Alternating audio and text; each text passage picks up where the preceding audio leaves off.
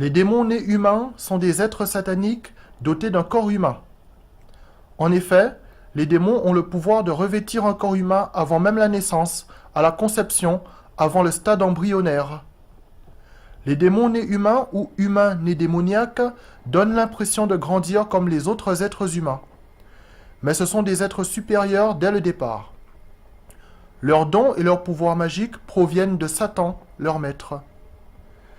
Les démons nés humains sont présents dans toute la société et dans tous les corps de métier.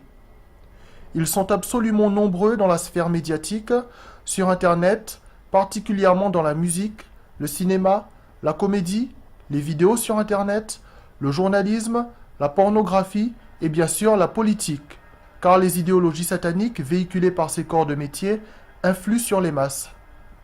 Les démons nés humains ou démons sous apparence humaine ont un accès rapide à la célébrité, de par leur statut de démon. Par exemple, ils peuvent manipuler de manière paranormale leur nombre de vues sur Internet et leur visibilité.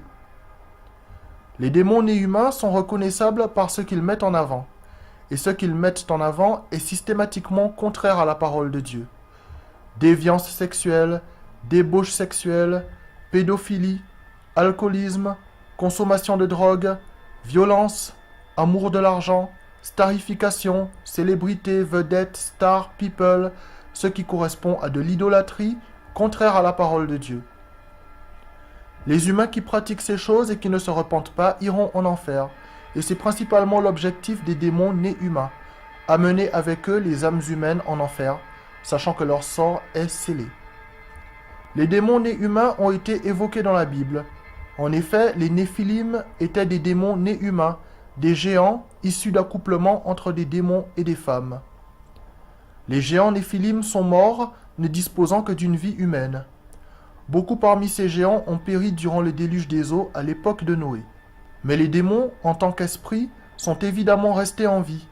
Ils ont traversé le temps, les époques, les âges.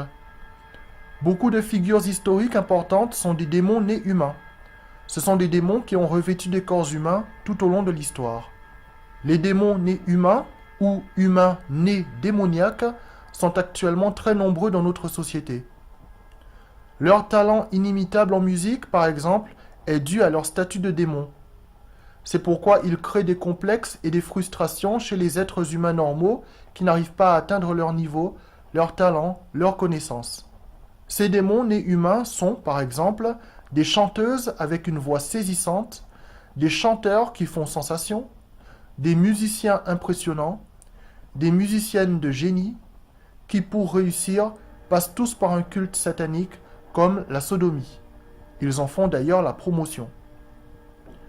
D'autres cultes sataniques sont pratiqués par les démons nés humains, tels que les sacrifices humains, les viols sur enfants, les rituels sataniques, le spiritisme, la sorcellerie.